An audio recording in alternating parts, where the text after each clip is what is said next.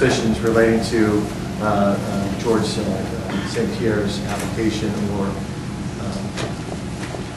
application of a substance that would cause his body to be slippery pre-bout or post-bout or during the bout. It was never a qualification. It was something that they were concerned about, and he made that warning to the commission prior to the bout. Good. Do you care to make a statement at this time representing Mr. Penn? I do wish to make a statement, and I'd like to thank the commission for taking interest here. I will openly state that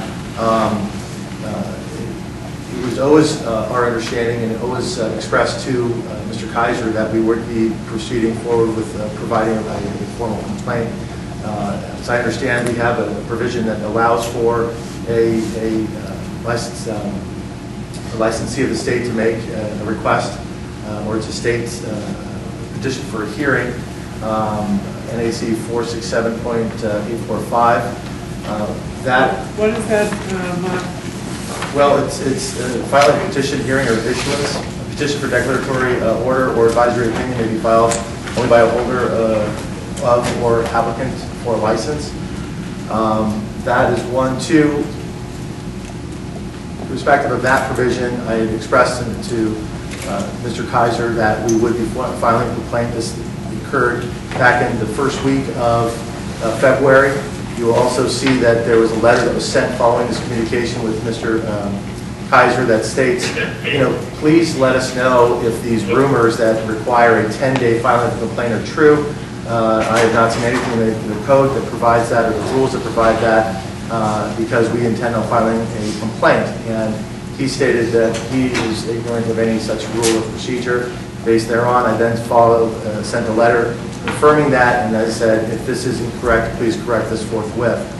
I do want to say we do thank the commission for taking this time. It is a complicated sport. It's a sport derived of many disciplines from all over the world that have existed for thousands of years.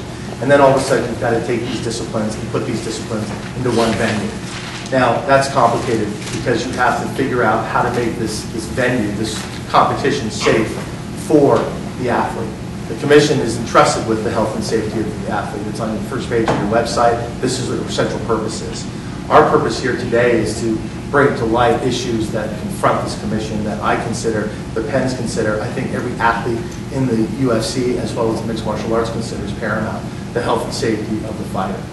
The UFC has spent thousands of hours and millions of dollars in furtherance of this sport to make it accepted in all the commissions.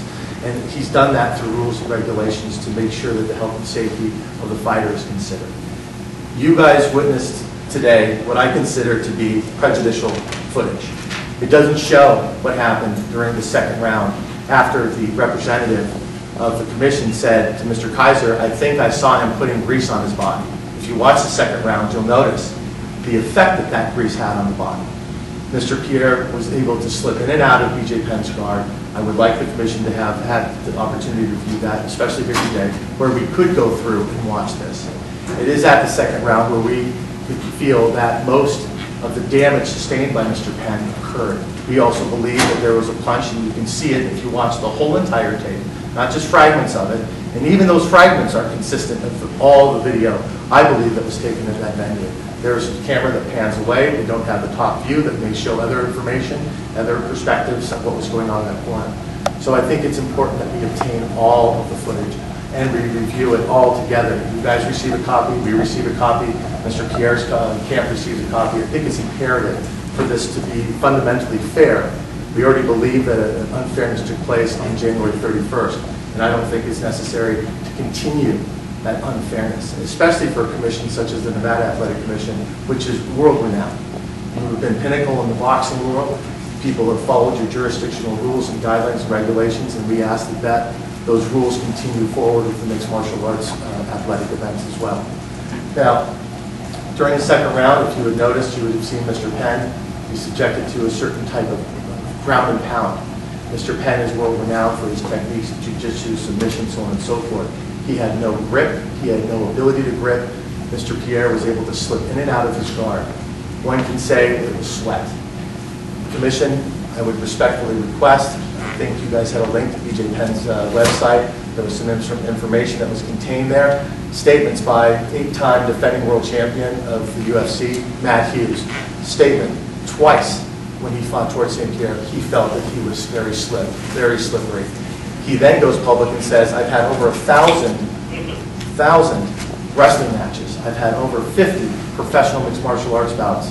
I know the difference between sweat and being slick. You have Sean Shirk, post-fight, statement that he makes where he felt, hey, that guy was slick, that guy had something on his body, he was slippery, I couldn't grab him.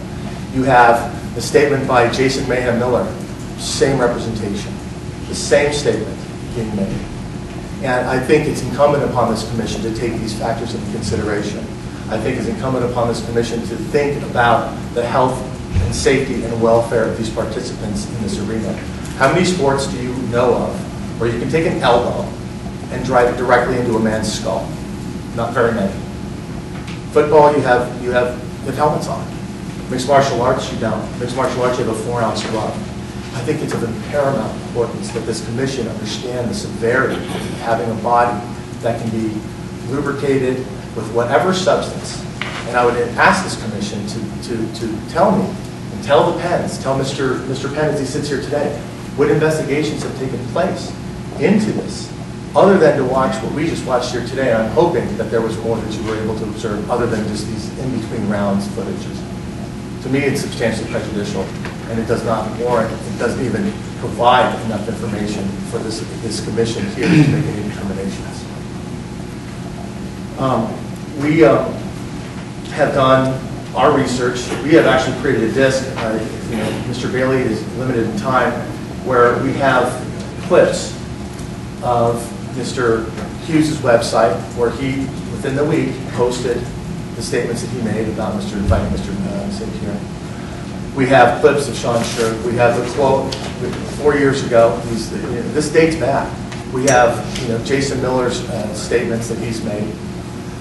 We have statements made by Dana White, who has tirelessly traveled the world to make this sport legitimate. We commend him. We commend the members of the UFC. Commend everybody at the UFC for what they've done to make this sport legitimate. But you have Dana White, who states in an interview that you can't wash Vaseline, you can't wipe Vaseline off your hands. He says that I don't shake Stitch, Duran, or anybody else's hand that's a cutman because you can't wipe that stuff off. You have to go to the bathroom and wash it off with soap and water. I don't think we have that statement. Well, I can provide you all these statements. Well, that's the future, but he isn't here to defend it. I understand that. I mean, the point is that there is just a wealth of information that I think that is necessary to be before this commission, to analyze and investigate. There's a very, very monumental issue as to why George St. Pierre is not here today. That is, in our opinion, one of the greatest realms of fundamental unfairness that we can pursue. We made comments about George St. Pierre. It's personal about Mr. Pierre, I think, other than just factual on anything that has to do with nothing into his personality or. Oh, this isn't about his personality. I attest to that.